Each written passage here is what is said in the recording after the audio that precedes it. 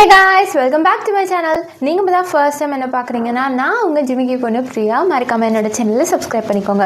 இன்றைக்கி நம்ம வீடியோவில் என்னோட வெட்டிங் டே ப்ரிப்ரேஷன் vlog தான் பார்க்க போகிறோம். நாளைக்கு என்னோட ஆனிவர்சரி, அதுக்கு என்னோட சாரீஸ்லாம் ப்ளீட் பண்ணி ரெடி பண்ணி வைக்க போகிறேன். ஸோ அதை தான் உங்ககிட்ட காட்ட போகிறேன். இதில் என்னடா புதுசாக நீ காட்ட போகிற அப்படின்னு நீங்கள் கேட்டிங்கன்னா அதுலேயும் ஒரு விஷயம் இருக்குது. என்னென்னா இப்போ வந்து யூடியூப்பில் நிறையா சாரீ ப்ளீட்டிங் வீடியோஸ் நிறையா வந்துருச்சு, நிறைய கோர்ஸ் வந்துருச்சு. ஆனால் ஒரு பிகினருக்கு இருக்கிற கஷ்டங்களில் தான் நீங்கள் இன்றைக்கி பார்க்க போகிறீங்க. நானும் ஒரு வருஷமாக இந்த ப்ளீட்டிங் வந்து பண்ணிகிட்ருக்கேன். பட் இருந்தாலுமே நான் இன்னும் பிகினராகவே இருக்கேன். ஸோ ஒரு பிகினராக இருக்கிற ஸ்ட்ரகிள்ஸ் எல்லாம் இருக்கும்ல, ஸோ அதுதான் இந்த வீடியோவில் உங்ககிட்ட நான் ஷேர் பண்ண போகிறேன். நான் வந்து ஒரு பிகினராக எப்படி வந்து கொஞ்சம் ப்ளீட்டிங்கை வந்து ஈஸியாக்குவேன் அப்படிங்கிறது தான் இந்த வீடியோவில் நான் உங்களுக்கு கற்றுப்போம். நிறைய கோர்ஸ் பண்ணவங்களுக்கு இல்லை நிறையா ப்ராக்டிஸ் பண்ணவங்களுக்கு யூடியூப் பார்த்தே நிறைய நாள் கற்றுக்கிட்டவங்களுக்குலாம் இது சும்மா சப்ப மேட்ரு சால்ட் வாட்டர் மாதிரி இருக்கும். ஆனால் நான் வந்து ஒரு வருஷமாக மேலே நான் பிகினராக தான் இருக்கேன். நான் ஒரு 20 சாரிக்கு மேலே ப்ளீட் பண்ணியிருப்பேன்னு நினைக்கிறேன். எனக்கு அப்போ கூட கொஞ்சம் கஷ்டமாக தான் இருக்குது. அந்த ப்ளீட்டிங் வந்து ஸ்டார்டிங் வந்து கரெக்டாக எல்லாமே ஒரே சைஸாக எடுக்கணும்னு சொல்லுவாங்க. ஸோ அதெல்லாம் எனக்கு கொஞ்சம் கஷ்டம் தான். ஸோ இருந்தாலும் நான் வந்து எப்படி ப்ளீட் பண்ணுவேன் அப்படிங்கிறது தான் இந்த வீடியோவில் நான் காட்ட போகிறேன்.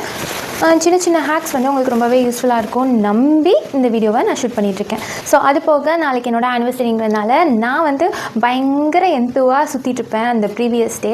ஸோ அந்த ப்ரீவியஸ் டேயில் தான் இப்போது இந்த வீடியோ எடுத்துகிட்ருக்கேன். ஸோ என்னோட எந்தூசியாசமில் நான் என்னெல்லாம் பண்ணுறேங்கிறத உங்ககிட்ட ஷேர் பண்ணிக்கிறேன். ஸோ வெயிட் பண்ண வேணாம், வாங்க வீடியோக்குள்ளே போயிடலாம்.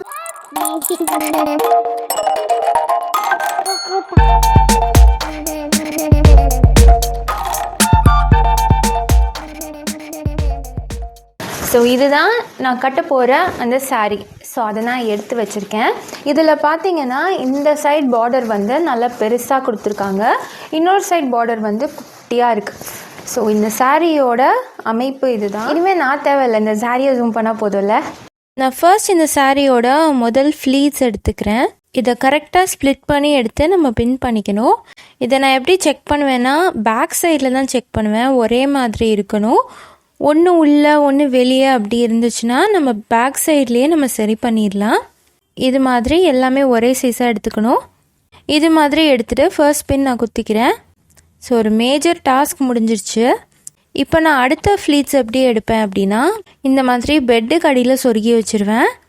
ஸோ செகண்டுக்கு லென்த்து பத்தாது, இந்த அளவுக்கு இருந்தால் தான் நம்மளால் ஃப்ளீட் எடுக்க முடியும். அதனால பெட்டுக்கு அடியில் சொருகி வச்சுட்டு தான் நான் எடுப்பேன். ஃப்ளீட் எடுக்கும் போது இந்த மாதிரி 4 ஃபிங்கர்ஸ் யூஸ் பண்ணிக்கலாம். உள்ளே வச்சு எடுத்தோன்னா அழகாக அந்த ஃப்ளீட் வரும். சொல்கிறதுக்கு வேணால் ஈஸியாக இருக்கும், ஆனால் கொஞ்சம் கஷ்டப்பட்டு தான் நானே எடுக்கிறேன். இது மாதிரி எடுத்துக்கலாம். இப்போ செகண்ட் பின் நான் குத்திட்டேன். இது ஃபஸ்ட்டுக்கும் செகண்டுக்கும் அட்லீஸ்ட் ஒரு அடியாவது கேப் இருக்கும். இப்போ இதை நான் பெட்டுக்கு அடியில் வைக்க முடியாது, அதனால் மேலே வச்சுட்டு அதுக்கு மேலே ஒரு வெயிட் வச்சுக்கிறேன். 2-3 டைரி சேர்த்து வச்சா நல்லா வெயிட்டாக இருக்கும். நீங்கள் எந்த வெயிட் வச்சுருக்கீங்களோ அதை வச்சுக்கலாம். இதுதான் ரொம்ப முக்கியமான ரொம்ப காம்ப்ளிகேட்டடான ஒரு கட்டம். இந்த இடம் தான் தெரியல, மனசை தேத்திக்கங்க, பயந்துறாதீங்க. ஏன்னா இவ்வளோ நேரம் ஜரி இருக்கும், அது கொஞ்சம் ஓரளவு ஒரு grip கொடுக்கும். இனிமேல் சாரீ ஸ்டார்ட் ஆகுது, ஸோ கொஞ்சம் வழுக்கும். நான் எத்தனை அட்டெம்ப்ட் மட்டும் பண்ணுறேன்னு நீங்கள் பாருங்கள்.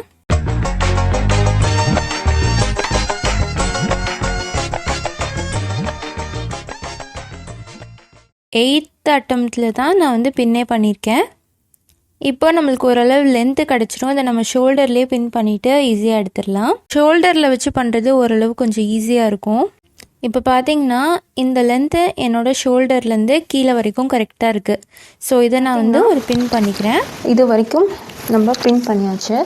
இதுவே எனக்கு கரெக்டாக இருக்கும். ஸோ இந்த இடத்த வந்து நான் மார்க் பண்ணிக்கிறேன். வெறும் சாரியை மட்டும் அந்த இடத்துல பின் பண்ணிவிட்டு எக்ஸ்ட்ராவாக இருக்க பின்னை நான் ரிமூவ் பண்ணிக்கிறேன். ஏன்னா இந்த ஷோல்டர்லேருந்து முன்னாடி வர்றது விசிறி மாதிரி விரிஞ்சு வரணும். இதை நான் என் சைஸ்க்கு ஏற்ற மாதிரி கொஞ்சம் விரித்து விட்டுக்கிறேன். இப்போ நான் ஹிப் வரைக்கும் நல்லா விரிச்சிருக்கேன். இப்போ இந்த அளவுக்கு மட்டும் நம்ம அயன் பண்ணிக்கலாம். நான் வந்து ஸ்டீம் அயன்லாம் யூஸ் பண்ணல, நார்மலான அயன் பாக்ஸ் தான் யூஸ் பண்ணுறேன். எப்போ பட்டு சாரி அயன் பண்ணாலும் இல்லை எந்த ஒரு சாரி அயன் பண்ணாலும் வேறு ஏதாவது ஒரு ஷீட்லேயோ பெட்ஷீட்லேயோ வச்சு நல்லா தேய்ச்சி பார்த்துட்டு அதுக்கப்புறம் நீங்கள் சாரீ மேலே வைங்க. அந்த ஃப்ரண்ட் பார்ட்டையும் நான் அதே மாதிரி விரித்து வச்சுட்டு அயன் பண்ணிக்கிறேன். இப்போ இன்னும் கொஞ்சம் லென்த்து நான் விட்டுட்டு கொஞ்சம் எக்ஸ்ட்ராவாக அயன் பண்ணிக்கிறேன். ஸோ இதோட பேக் சைடும் நம்மளுக்கு அயன் ஆகணும். அப்போ தான் இந்த அளவுக்கு இடுப்பு வரைக்கும் நம்மளுக்கு வரும். ஸோ இந்த அளவுக்கு நம்ம அயன் பண்ணிட்டோம். இடுப்பை சுற்றி இந்த இடத்துல நம்ம ஒரு பின் போடுவோம். ஸோ அங்கே நான் மார்க்கிங்காக ஒரு பின் போட்டு வச்சுக்கிறேன். அந்த இடத்துல இருந்து ஃபுல்லாகவே நம்ம ஃப்ளீட் எடுப்போம்ல, ஸோ அந்த ஃப்ளீட்ஸ் எல்லாம் நான் எடுத்துக்கிறேன். கொஞ்சம் கொஞ்சம் தள்ளி தள்ளி எடுத்தால் அது அழகாக அந்த ஃபோல்டிங்ஸ் தெரியும். இது மாதிரி எடுத்துகிட்டு ஒரு பின் போட்டுக்கிறேன். இப்போ இதையும் நான் அயன் பண்ணிக்குவேன், இல்லாட்டி புசு புசுன்னு இருக்கும் சாரீ கட்டினதுக்கப்புறம். இது மாதிரி அயன் பண்ணுறதுனால யாரும் எடுத்து விடாமலே அந்த மடிப்பு அவ்வளோ அழகாக வரும். ஸோ இதுக்கு மேலே நான் எதுவுமே பண்ண மாட்டேன். இது பர்ஃபெக்டாக நம்ம ப்ரீ ப்ளீட் பண்ணி அயன் பண்ணி வச்சாச்சு. ரொம்ப அழகாக இது ரெடியாக இருக்குது. ஸோ மார்னிங் வந்து நான் கோயிலுக்கு போகிறதுக்கு இது ரொம்ப பர்ஃபெக்டாக இருக்கும். ஈஸியாக 1 minute நம்ம கட்டிட்டு போயிடலாம். ப்ரீ ப்ளீட் பண்ணுறதோட ஒரே நன்மைன்னா அதுதான் சொல்வேன், காலையிலலாம் கிளம்புறதுக்கு ரொம்பவே ஈஸியாக இருக்கும். இப்போ என்னோடய சாரீ ஃபுல்லாகவே நான் அயன் பண்ணிட்டேன். இப்போ அது ரெடியாக இருக்குது. நெக்ஸ்ட்டு என்னோடய வேலை, நான் போய் ப்ளவுஸ் வாங்கிட்டு வந்துடுறேன். ஸோ என்னோடய ப்ளவுஸ் நான் வாங்கிட்டு வந்துட்டேன். ஸோ இப்போ தான் வாங்கிட்டு வீட்டுக்கு வரேன். இதுக்குள்ளே பார்த்திங்கன்னா என் ப்ளவுஸ் ரெடி ஆகிடுச்சு. சூப்பராக தைச்சிருக்காங்க. இன்னும் காசு தான் கூட, பட் இருந்தாலும் ஐ லவ் இட். ஸோ இதுதான் ப்ளவுஸ், நார்மல் ப்ளவுஸ் தான், பட் நெட்டடில் வந்து ஸ்லீவ்ஸ் கொடுத்துருக்கேன். இந்த பட்டர்ஃப்ளை ஒன்று கொடுத்துருக்காங்க, பின்னாடியும் இந்த பட்டர்ஃப்ளை வரும் பாருங்கள். இந்த மாதிரி 4 பட்டர்ஃப்ளைஸ், பியூட்டிஃபுல் பட்டர்ஃப்ளைஸ். இது வந்து ஆக்சுவலி ஃப்ரண்ட் ஓப்பன் தான். ஸோ இதுதான் என்னோடய சூப்பரான ப்ளவுஸ். மக்களே இது அந்த சாரியோட நினச்சி பாருங்கள், ஃபென்டாஸ்டிக்காக இருக்கும். Fantastic blouse. இது நான் நாளைக்கு போட்டுட்டு ஃபோட்டோவாக எடுத்து தள்ளுவேன். ஸோ இந்த ப்ளவுஸும் ரெடி. அடுத்து நம்ம ஆக்சசரிஸை போய் எடுத்து வைக்க வேண்டியதுதான். அடுத்து பேங்கிள்ஸ் எடுக்கணும். ஃபர்ஸ்ட் இருக்கான்னு பார்ப்போம். அதில் முக்கியமாக இருக்கிறது பேங்கிள்ஸு. இதில் எதுவுமே சூட் ஆகாது, எதுவுமே அந்த கலர் இல்லை. இன்னொரு சைடும் பார்ப்போம். இது போடுறத விட த்ரெட் பேங்கிள்ஸ் போட்டால் இன்னும் நல்லாயிருக்கும்னு தோணுது. வெயிட் அ மினிட் மக்களே, இங்கே இருக்கிறது, இதில் க்ரீன் இருக்கிறது. ஸோ அந்த க்ரீன் நம்ம எடுத்துக்கலாம். எல்லோவும் இருக்குது. So problem solve. இதை நம்ம எடுத்துக்கலாம். அப்புறம் வந்து இயரிங்ஸு, செயின் எல்லாமே நான் கோல்டு தான் போட போகிறேன். ஸோ பக்காவாக ரெடி ஆயிடுச்சு. இப்போது நெக்ஸ்ட் டே மார்னிங் கோயில் போகிறதுக்காக சாரீ, அதோட ப்ளவுஸ், அப்புறம் வளையல், ஜுவல்லரி எல்லாமே எடுத்து வச்சாச்சு. ஸோ மார்னிங்க்கு இது ரெடியாக இருக்குது. இது மார்னிங்க்கு கரெக்டாக இருக்கும். ஈவினிங்க்கு நான் ஒரு காட்டன் சாரீ மாதிரி தான் போட போகிறேன். இந்த ஃப்ளாரல் சாரீ தான் எடுத்திருக்கேன். இதோட ப்ளவுஸ், இதுக்கான வளையல், இதுக்கு ஒரு ஜுவல்லரி செட் எடுத்திருக்கேன். ஸோ இது தான் நான் ஈவினிங் போட போகிறேன். ரெண்டுமே கொஞ்சம் டிஃப்ரெண்ட்டாக இருக்கும். ஸோ ஈவினிங்க்கு ஏற்ற மாதிரி இந்த ட்ரெஸ் நான் எடுத்திருக்கேன். ஸோ நெக்ஸ்ட் ஒரு முக்கியமான வேலை இருக்குது. இளநீர் பாயசம் பண்ண போகிறேன். ஸோ நெக்ஸ்ட் டே என்னோடய ஆனிவர்சரி டே. என் ஹஸ்பண்ட்க்கு ரொம்ப பிடிச்ச இந்த டெசர்ட்டை நான் பண்ணி ஃப்ரிட்ஜில் வைக்க போகிறேன். இதுக்காக இளநீர்லாம் வாங்கிட்டு வந்துட்டேன். இருக்கிறதுலே ஈஸியான ஒரு டெசர்ட் அப்படின்னா அது இளநீர் பாயசமாக தான் இருக்கும். நான் ஜென்ரலாகவே பனவெல்லத்தில் தான் இந்த இளநீர் பாயசம் பண்ணுவேன். பட் ரீசெண்ட் டைம்ஸில் நான் குடித்த எல்லா பிளேஸ்லேயுமே சுகர் வச்சு தான் பண்ணியிருந்தாங்க. ஸோ எப்படி தான் இருக்குது அது மாதிரி பண்ணா அப்படின்னு ட்ரை பண்ணுறதுக்காக தான் இந்த தடவை நான் சுகர் வச்சு நான் ட்ரை பண்ணேன்.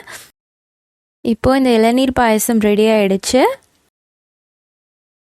ஆல்ரெடி ஆனிவர்சரி மூட்க்கு வந்தாச்சு.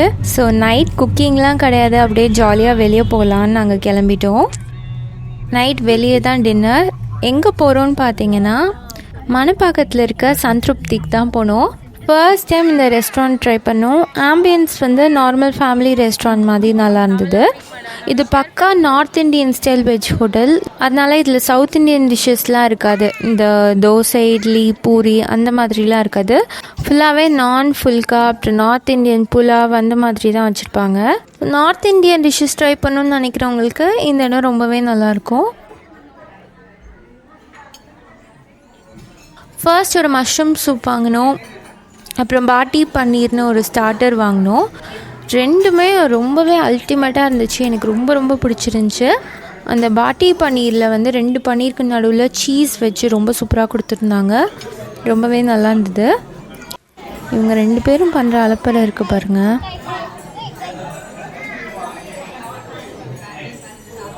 ஸோ நெக்ஸ்ட் நாங்கள் வாங்கினது பன்னீர் குல்ச்சா, அப்புறம் ஒரு சீஸ் கார்லிக் நான் அண்ட் கிரேவிக்கு அஃப்கோர்ஸ் கடாய் மஷ்ரூம் வாங்கினோம். ரொம்ப சிம்பிளாக தான் சாப்பிட்லான்னு நினச்சோம், ஸோ அது வாங்கினோம். ரொம்ப டிஃப்ரெண்ட்டாக ட்ரை பண்ணுற ஐடியா இல்லை, ஸோ நார்மலான டிஷ்ஷஸ் தான் வாங்கினோம். நாங்கள் வாங்கின எல்லா டிஷ்ஷஸுமே டேஸ்ட் அல்டிமேட்டாக இருந்தது, ரொம்ப பிடிச்சி சாப்பிட்டோம். சில ரெஸ்டாரண்ட்டில் 1-2 சொதப்போம், ஆனால் இங்கே நாங்கள் ஆர்டர் பண்ணது எல்லாமே நல்லா இருந்தது. ஸோ டின்னரை பக்காவாக என்ஜாய் பண்ணிவிட்டு இப்போ நாங்கள் வீட்டுக்கு கிளம்பியாச்சு. ஸோ நாளைக்கு ஆனிவர்சரி விலாகில் நாங்கள் எங்கே போனோங்கிறத நெக்ஸ்ட் வீடியோவில் நான் சொல்கிறேன். என் சேனலை சப்ஸ்கிரைப் பண்ணாதவங்க கண்டிப்பாக சப்ஸ்கிரைப் பண்ணிக்கோங்க. ஸோ நெக்ஸ்ட் வீடியோவில் உங்களை நான் பார்க்குறேன். டாடா.